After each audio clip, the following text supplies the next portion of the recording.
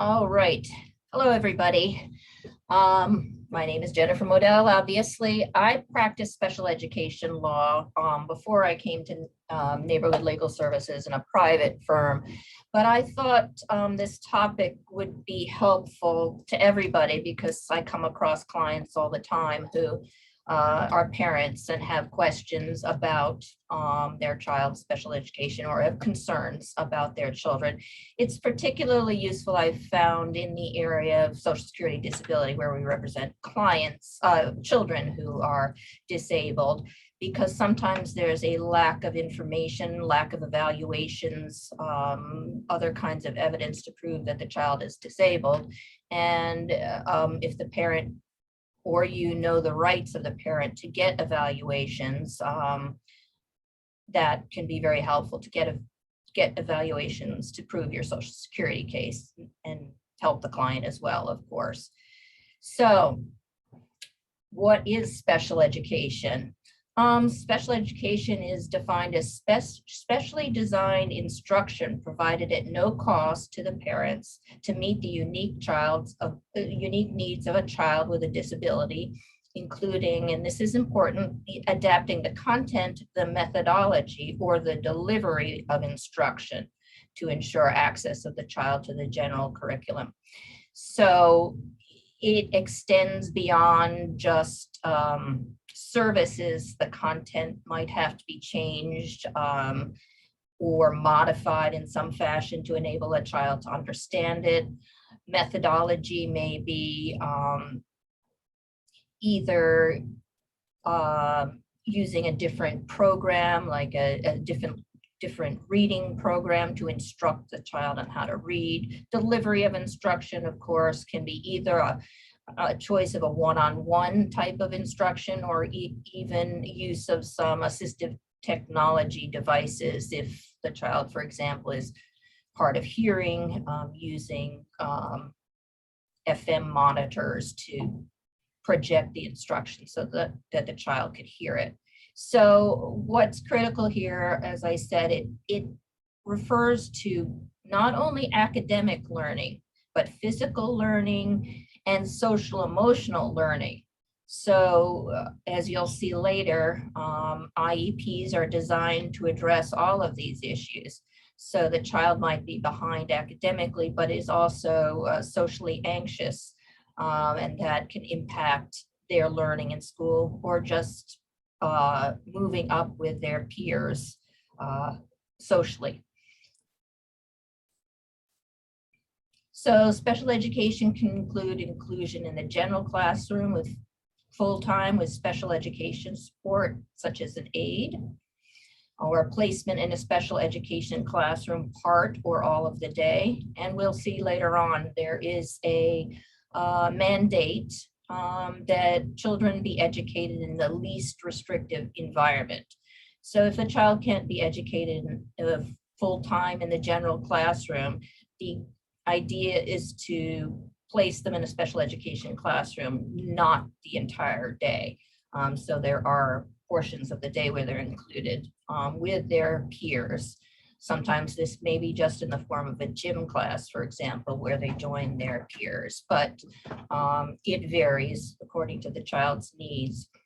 Of course, there's also the option of small group instruction from special education personnel for relatively short periods of time. So the way this is often constructed is to have pull-out sessions from the general classroom. So the child will be pulled out during reading, for example, and spend time with special education personnel to work on reading at their level.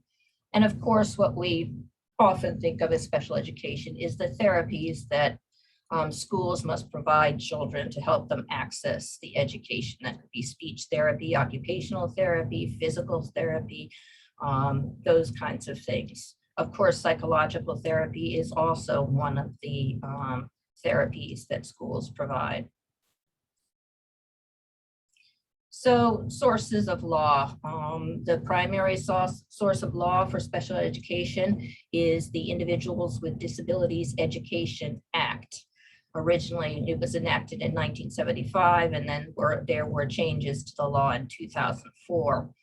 But again, as you can see, its purpose mirrors the definition of special education we just discussed, to ensure that all children with disabilities have available to them a free, appropriate public education that emphasizes special education and related services designed to meet their unique needs.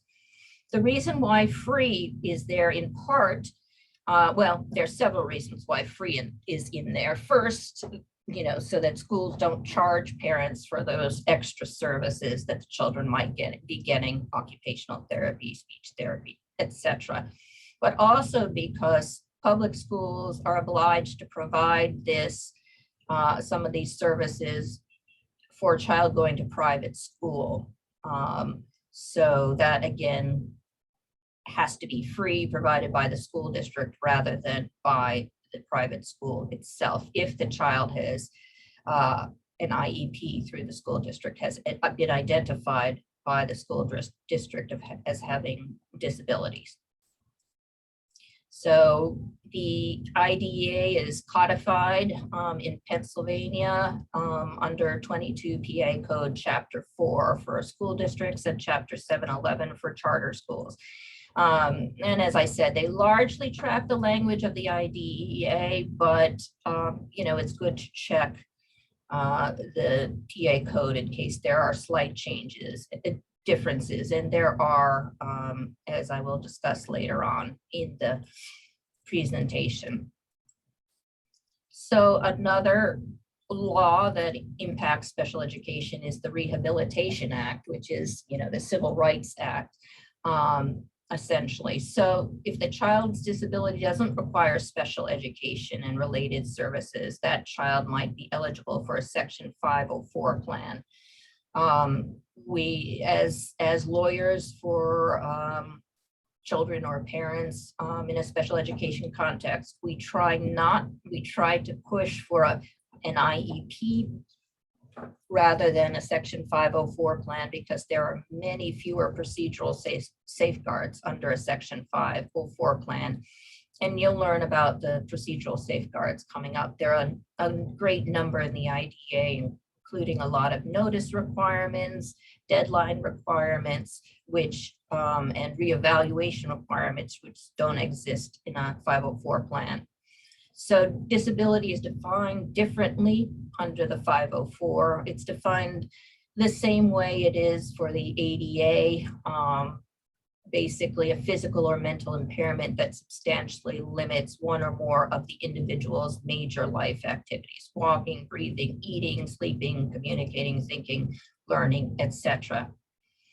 So 504, as I said, doesn't have the same procedural safeguard. It also sort of has a different purpose. So 504 ensures that the child with a disability has equal access to educational facilities and programs.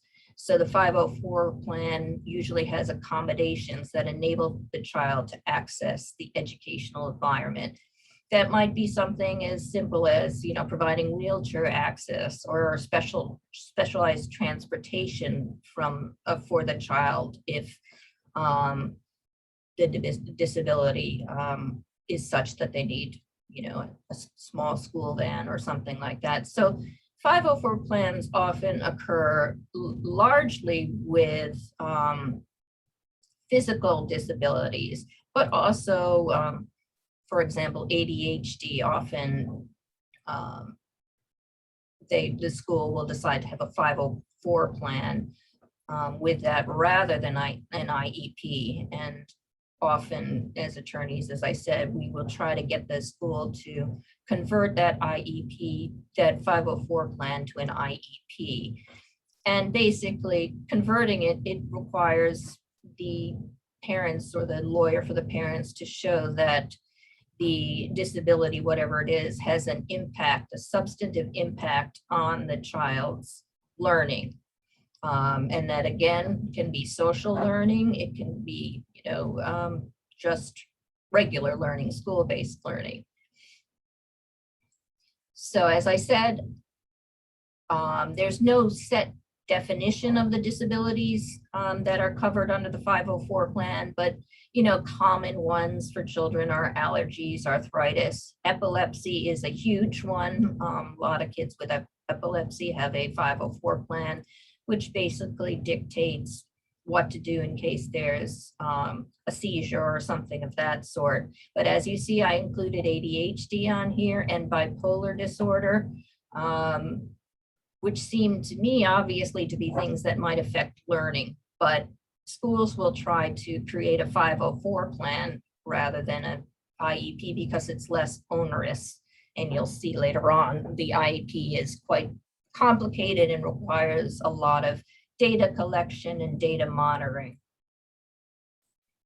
Now, disability under the IDEA has a very specific definition. So the child must fall within one of these or both or two of these categories or numerous of these categories to qualify for special education. So that's intellectual disability, hearing impairment, speech or language impairment, visual impairment, serious emotional disturbance, orthopedic impairment, autism, traumatic brain injury, other health impairment.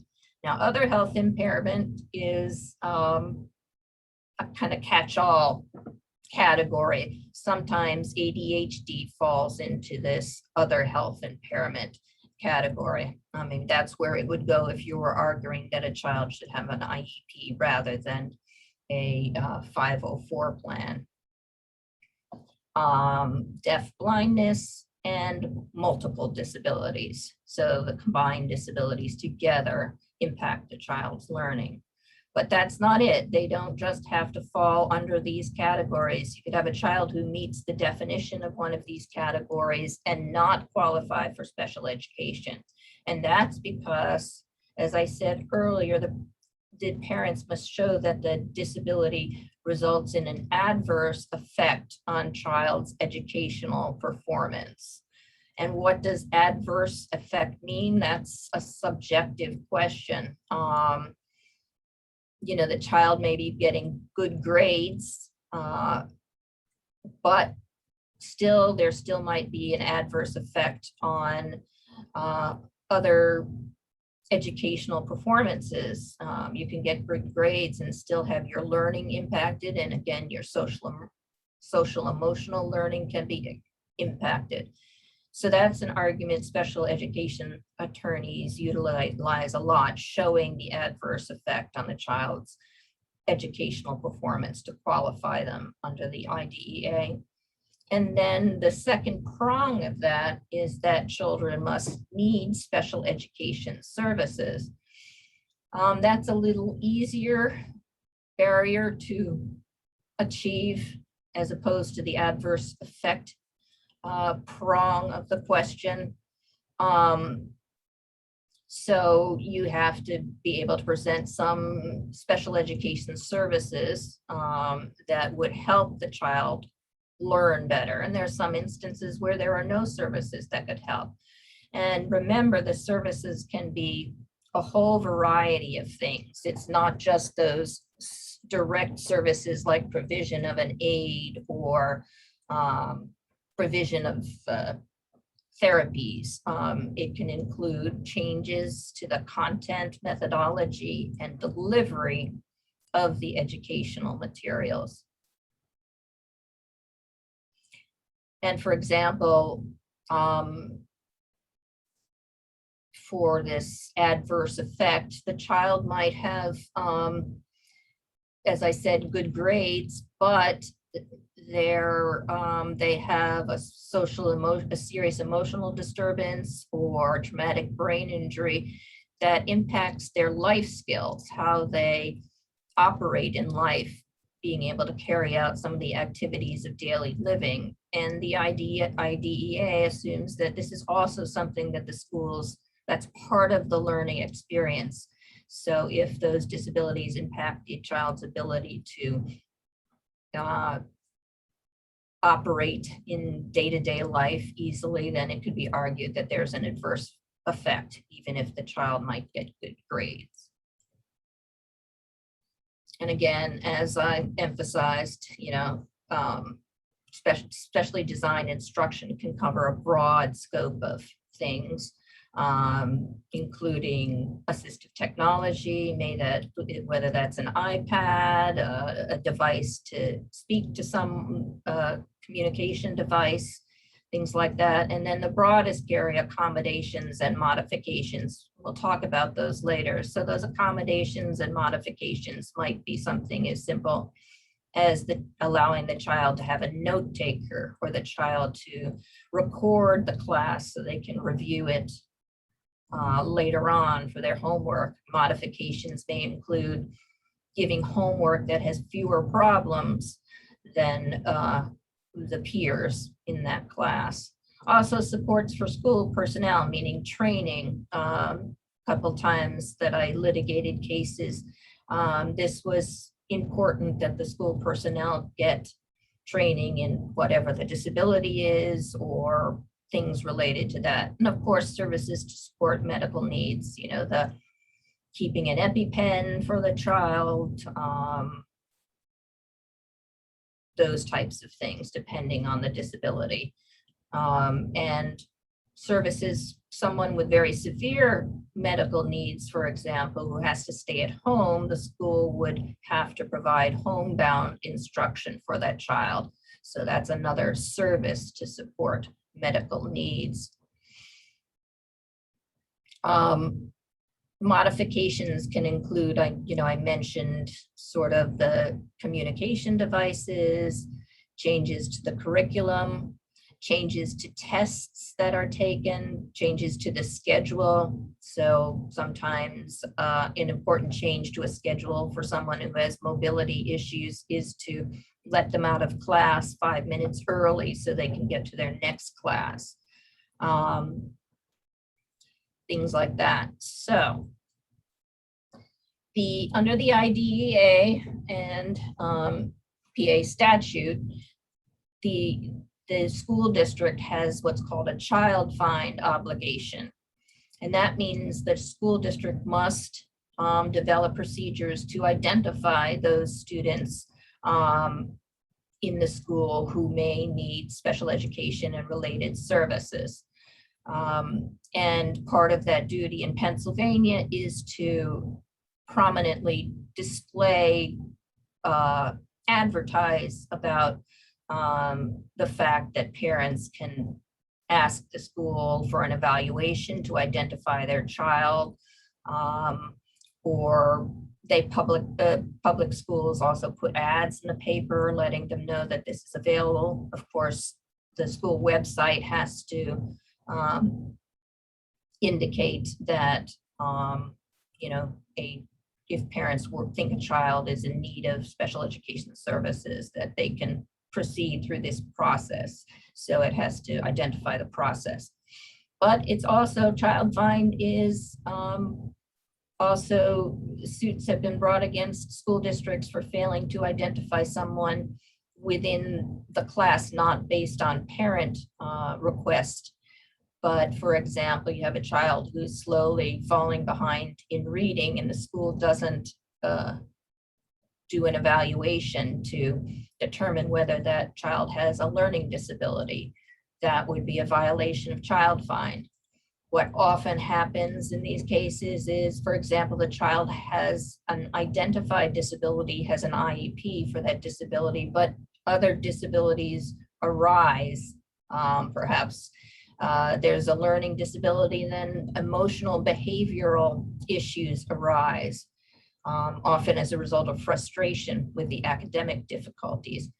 But if the school district does not identify that as an issue and thereafter develop programs in the IEP to address that, they can be found liable for a violation of child find. So, these are fairly obvious, but things that should trigger a child find duty, an evaluation duty under the law, declining progress, declining grades. An important one is the student isn't on a 504 plan and the accommodations have provided little benefit. So the school has to keep an eye out for that. disciplinary referrals, violations of the code of conduct, depression, inattention, truancy.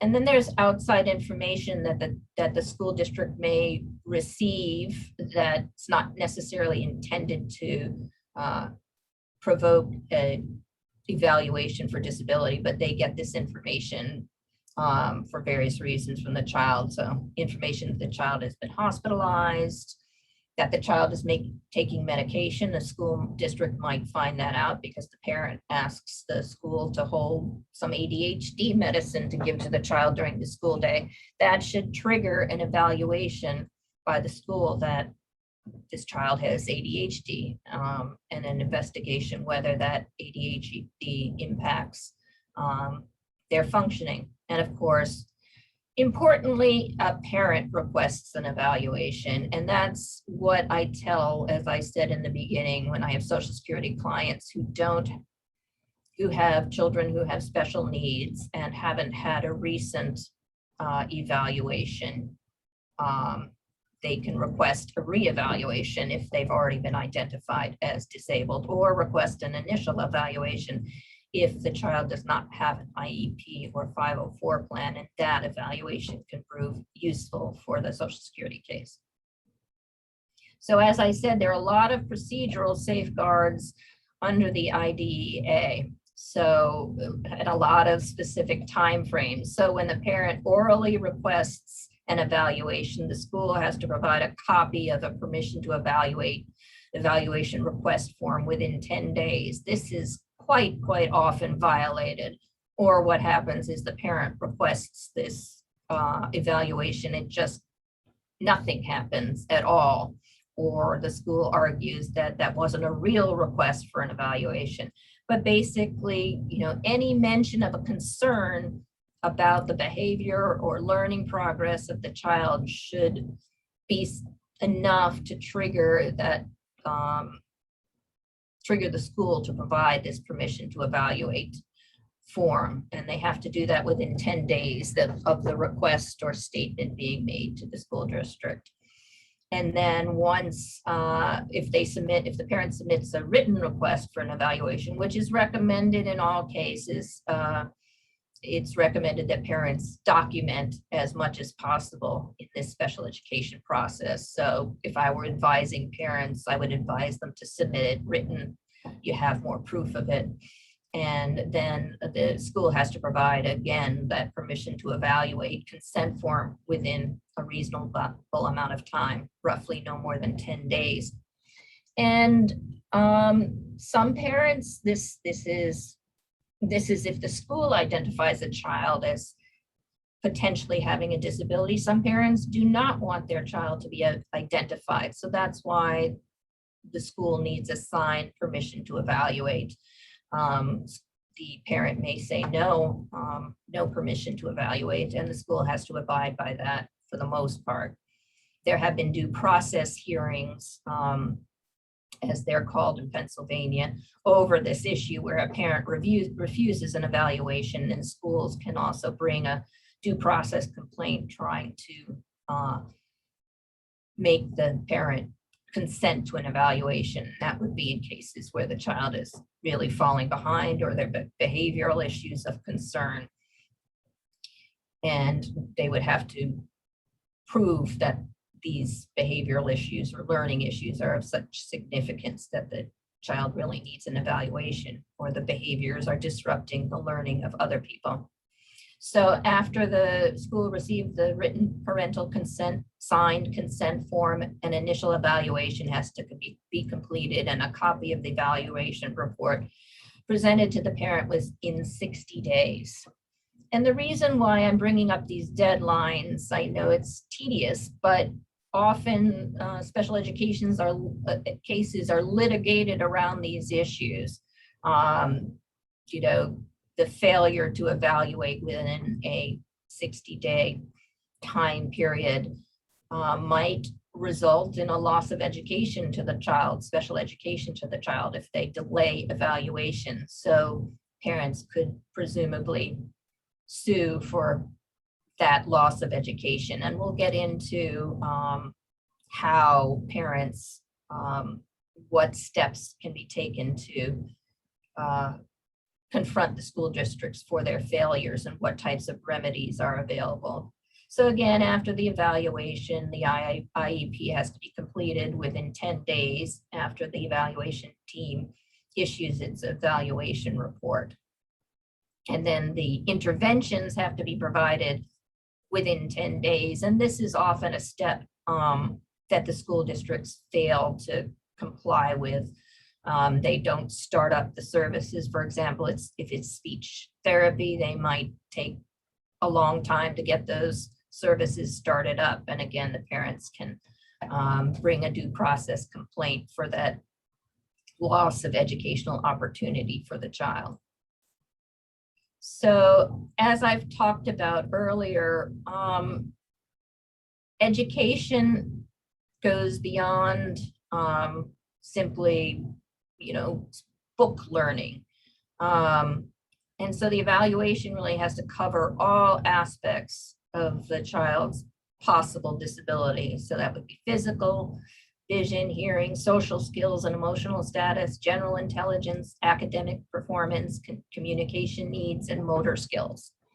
And again, this is something that gets litigated where the school has failed to provide a holistic evaluation covering all these areas, because if they have not provided a good evaluation, of course, then the IEP based on that report will be insufficient. And in these instances, parents can have input, provide information from their own sources for this evaluation. And the evaluator in this instance is generally the school psychologist. So parents can provide information beforehand, things that the child's doctor has said or treatment notes from a psychologist, so that the evaluator is aware of these things going outside the school. And a special education evaluation has to also look at the child's records and should include an observation of the child. And again, this is something that is litigated often, that the school district may do one observation in one class. And say, for example, this kid has math anxiety, but they only observe English class. It's not going to provide much information for purposes of the evaluation.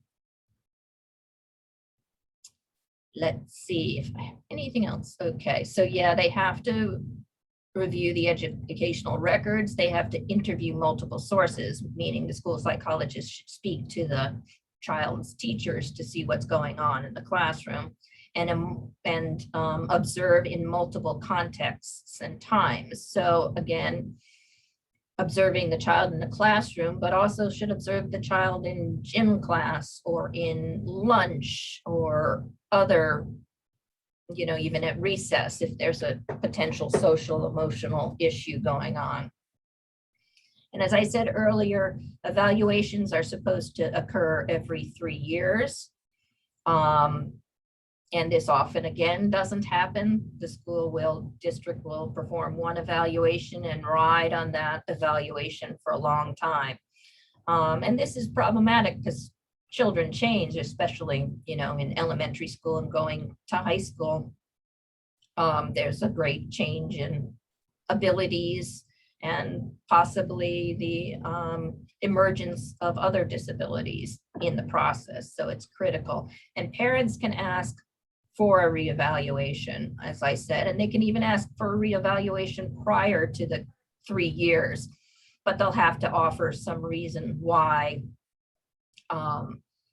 there is a need for an evaluation. And that reason why might be, as I said, the emergence of a new disability or a new concern. The child is starting to fail in other classes other than math, those types of things. So the parents have to make that argument. And again, if the school doesn't do the evaluation at the parent's request, there can be a complaint, a due process complaint filed. Parents can also object to the evaluation itself if they feel it didn't cover all these grounds. and they can request what's called an independent educational evaluation. So the parent can say, I feel that that evaluation report is insufficient. It didn't cover this area. This is a critical area for the child. I want an independent educational evaluation. And what that means is the child is evaluated by a outside person, most likely somebody like a neuropsychologist or a behaviorist, someone who conducts a whole group of tests, objective tests that help prove it. But the school can refuse to do this again, and it can be brought to a due process hearing. So if the child, yep. I'm sorry, if I could just interrupt. This is Yep. Kelly. I need to launch the first of the CLE poll boxes, and we have a couple questions for you. All right. The first one is, are the deadlines based on business or school days, or just 30, 60, et cetera days generally? Business. Okay. Can parents ask for evaluation before the start of kindergarten? They can, yes, and that might be the critical time to ask for an evaluation. You're helping the school with their child find obligations. So yes, the parents can certainly do that. They have a right to ask for an evaluation at any time. And the last one is we have now.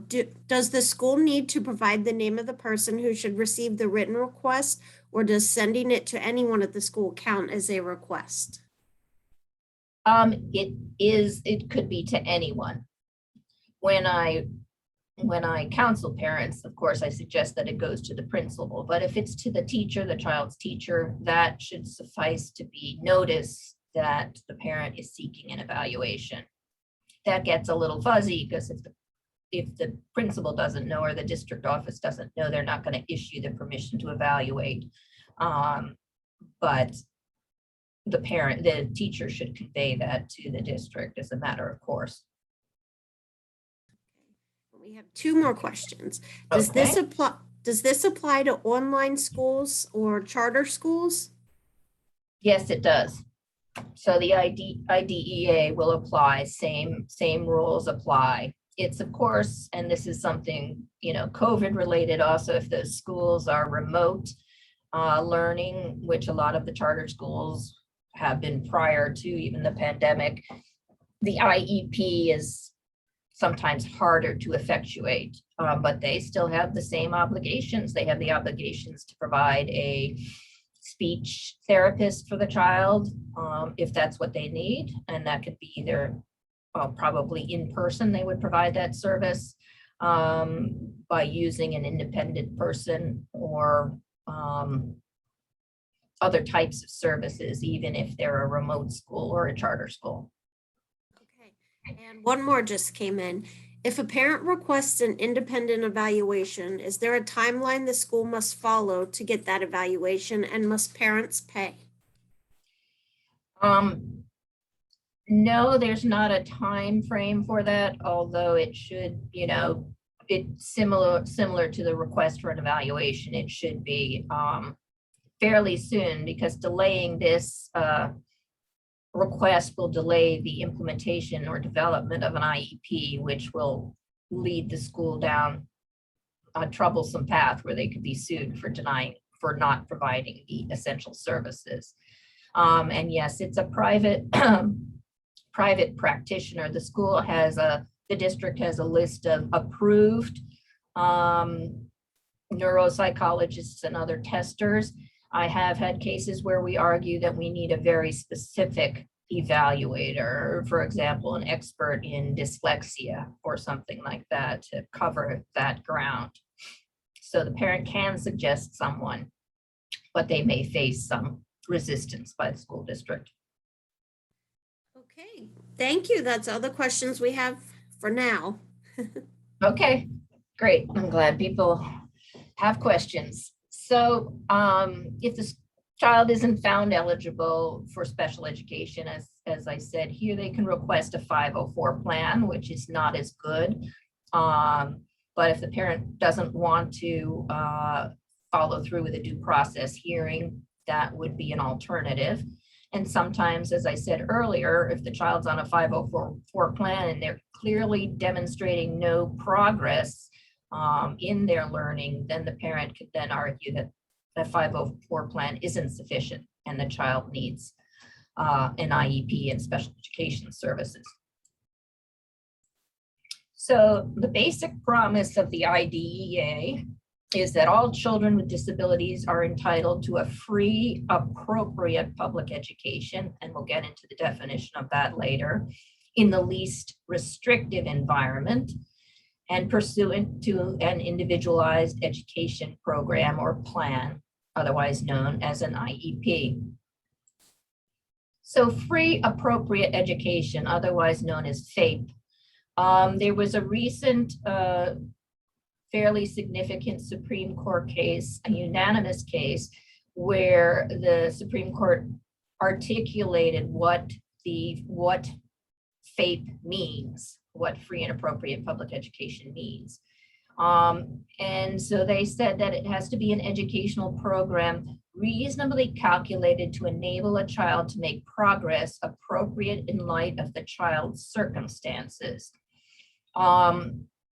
So prior to that, you know, and the significance of that, and when we're talking about progress, it has to be more than de minimis progress. So the school might argue that the child has made progress, whereas to the parents and others, it looks like child has made very little progress. But this portion also saying appropriate in light of the child's circumstances, if a child has a learning disability, progress might look different than progress would look for a child who doesn't have a learning disability.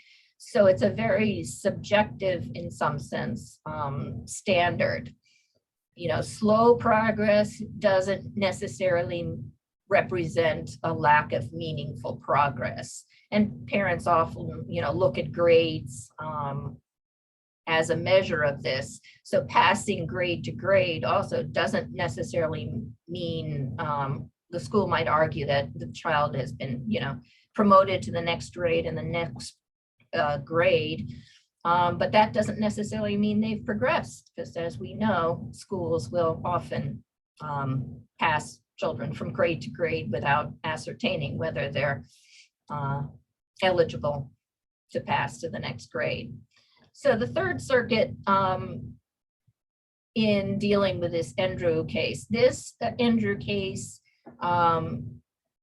had an impact on a lot of circuits in terms of the definition of FAPE and what they look for to FAPE. The Third Circuit has concluded that basically this Andrew standard is largely the same as the standard that has already been used in the Third Circuit. And it's stated as the disabled child's IEP must be reasonably calculated to receive meaningful educational benefits in light of the student's intellectual potential and intellectual abilities. So meaningful, again, you know, what does that exactly mean? And that's something that gets argued over and over again in court in terms of whether the district has provided FAPE or not. So I mentioned least restrictive environment. So to the maximum extent appropriate, children with disabilities, including children in public or private institutions or other care facilities, should be educated with children who are not disabled. And special ed classes, separate schooling, or removal of the children from disability from special education occurs only if the nature or severity of the disability is such that education in regular classes with the use of supplementary aids and service cannot be achieved satisfactorily. Excuse me. So this is something also that's often litigated, and it's often the parents saying, you know, you're segregating my child, you're keeping him in the special education classroom all day long, and he's not getting the interaction with non-disabled peers to the greatest extent possible. There's, you know, typical examples of districts. It might be even just school lunch period, and children with disabilities are segregated in the school lunch period. That could be interpreted as a violation of the least restrictive environment. Also part of the LRE is children must be placed in classes with students roughly of the same age. So for children in K through 6, they must be placed with children no more than 3 years age difference. So they can't be 3 years more than 3 years younger, or 3 years older, but it generally is 3 years younger. And then for 7 to 12, they sort of allow a broader range, and those students can't be placed in a classroom with children more than 4 years apart. Jennifer, we have another question. Okay. Excuse me, what criteria are used to decide if a student with an IEP can or should stay in school past age 18?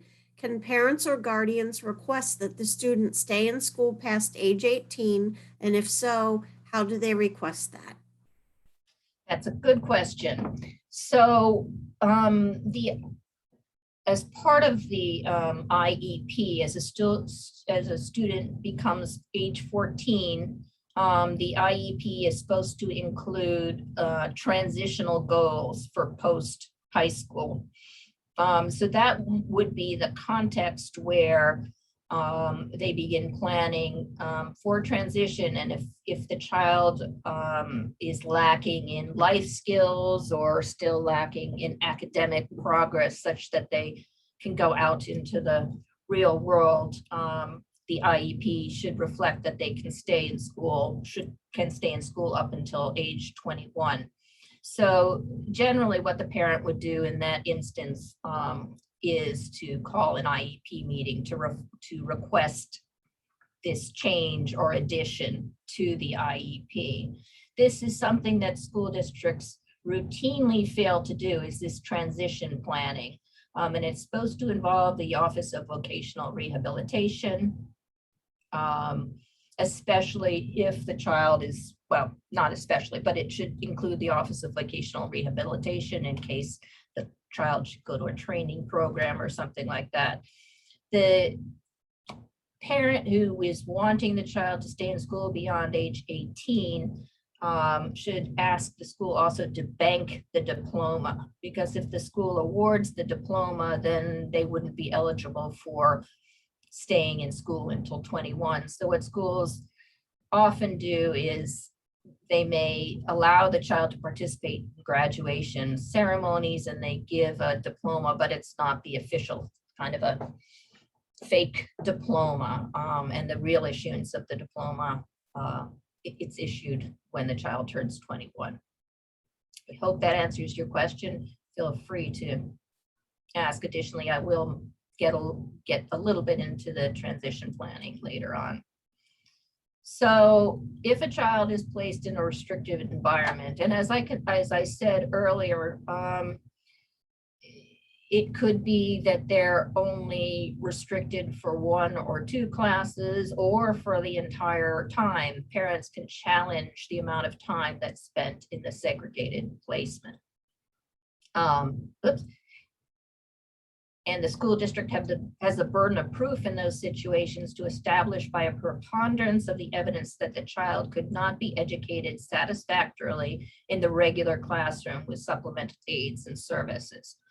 And these challenges often happen in cases where the child has behavioral issues. The schools tend to really isolate them. We had cases where children are locked in rooms, not just as a form of punishment, but they were sent to, a room by themselves for certain periods of time. That is a violation of the LRE, restrictive environment. And in order to prove by a preponderance of the evidence, the school has to show all the efforts it made to include the child in the regular classroom and has to provide evidence as to why that had failed, such that they moved the child to a segregated environment. So IEP, There are very specific things that must be included in the IEP. Present levels of academic achievement and functional performance. This is critical because, as I've mentioned, progress is the standard in looking at special education providing services. So the IEP has to include how the child is functioning academically and socially at the present time, so that the next section of the IEP, ambitious, challenging, and measurable goals. The measurable goals is critical, so that you can measure the present levels versus the levels later on. And this is very hard for school districts to create these measurable goals. And they seem, when you look at an IEP, they seem a little crazy. So that a measurable goal might be the student is able to add single digit numbers at least a quarter of the time that they're presented to them. That would be a measurable goal. You measure amount and time in that. So, looking at an IEP, you'll see some really specific ones like that.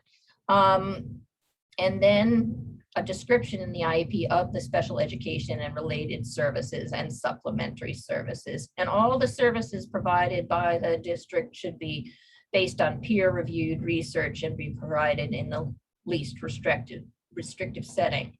And again, and as we discussed, the IEP, as the child turns 14, has to include these transitional goals.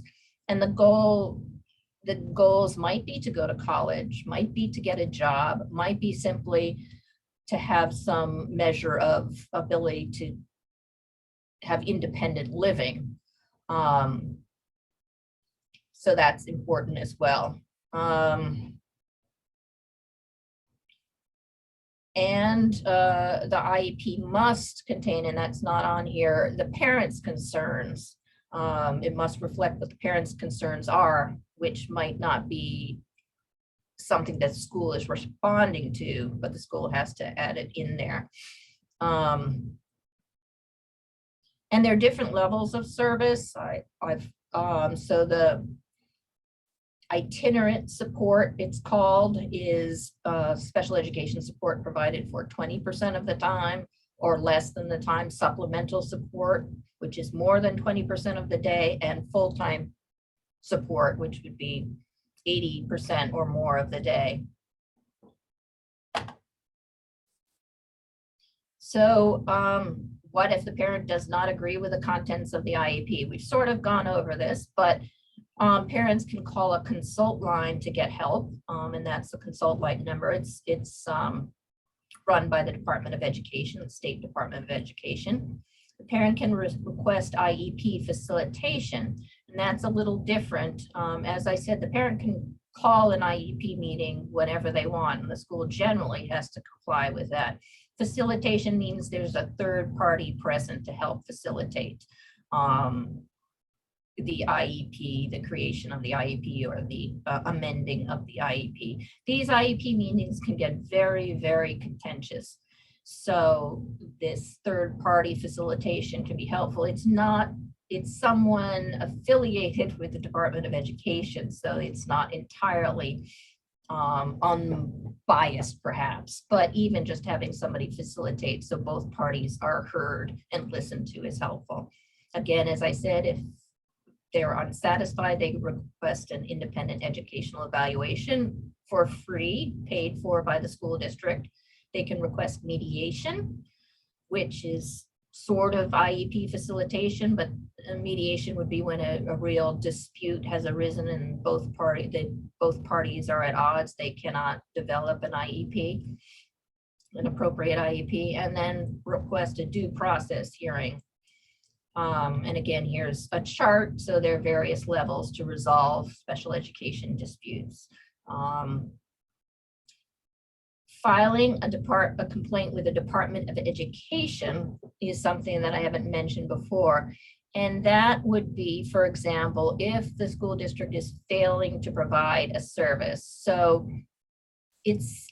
these complaints are filed more often in cases where the IEP has not been properly filed, or the procedural requirements weren't followed.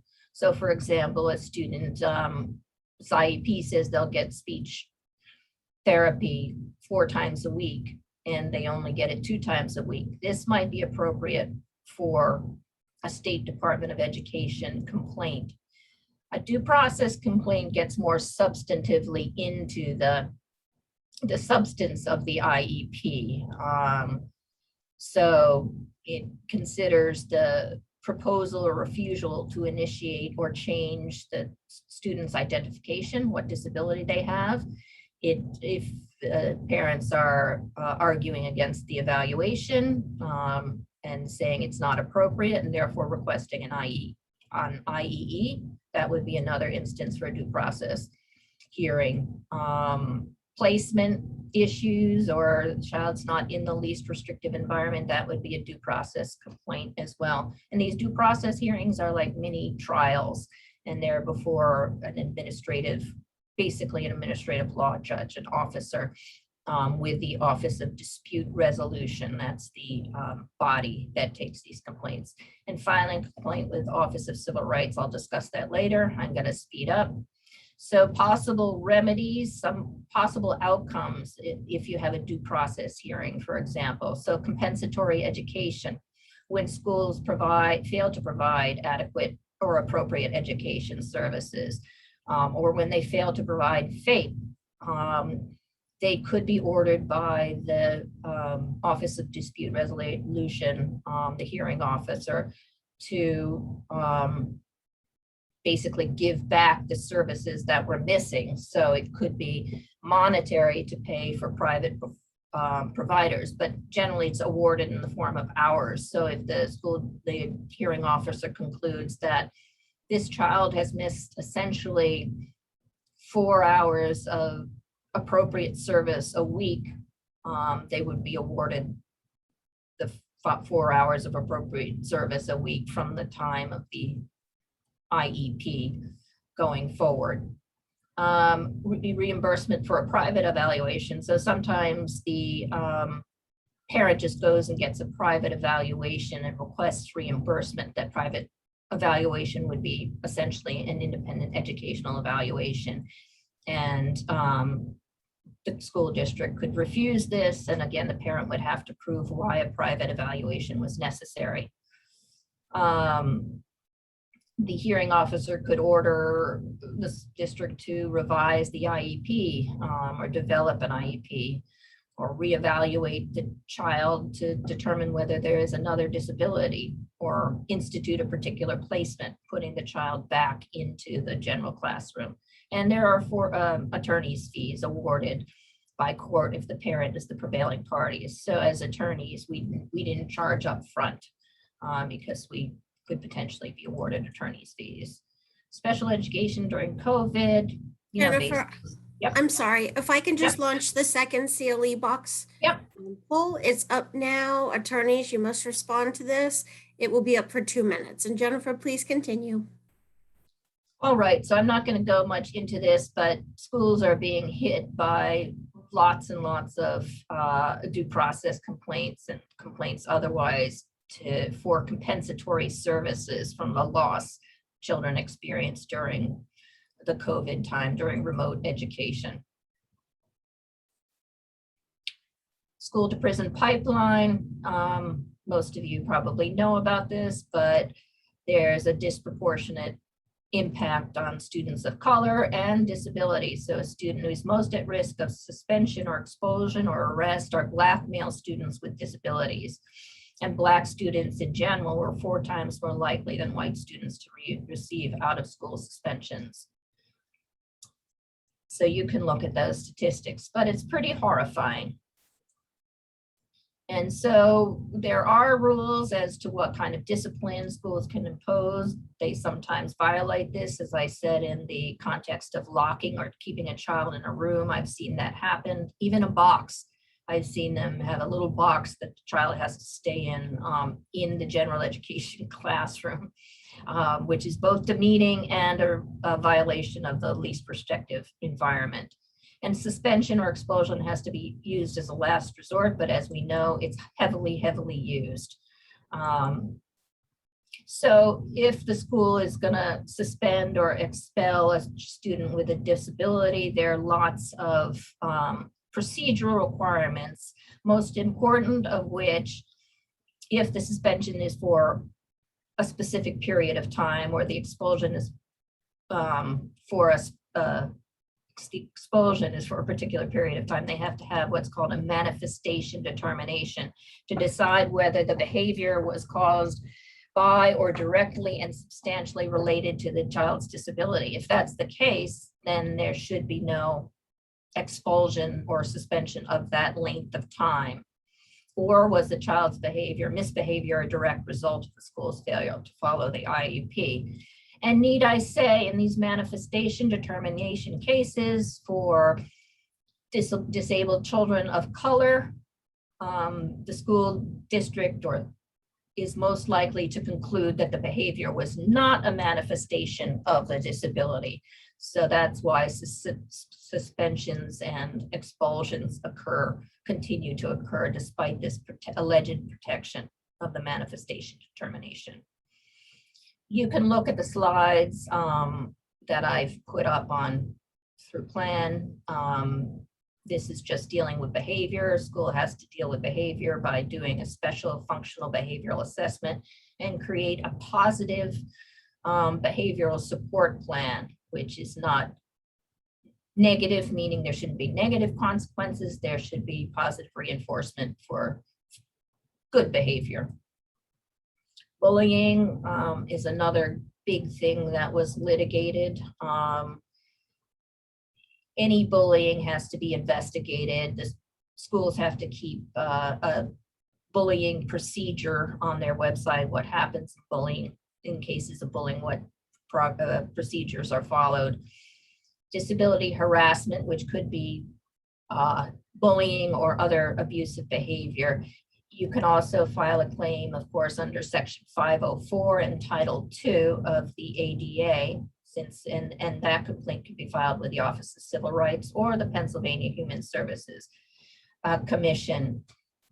You would file a due process complaint if this harassment results in a denial of FAPE. If somebody's so bullied that they skip class, they're so anxious they can't focus, all kinds of reasons why there might end up being a denial of FAPE as a result of the ongoing harassment. So parents can request an IEP meeting initially to address the impact of the bullying harassment. The IEP should be changed to find measures to protect that child. And the parent can also ask the school for a safety plan, which would be apart from the IEP. What measures will the school take to keep the bullying away from the child? So does anybody have any further questions before we conclude?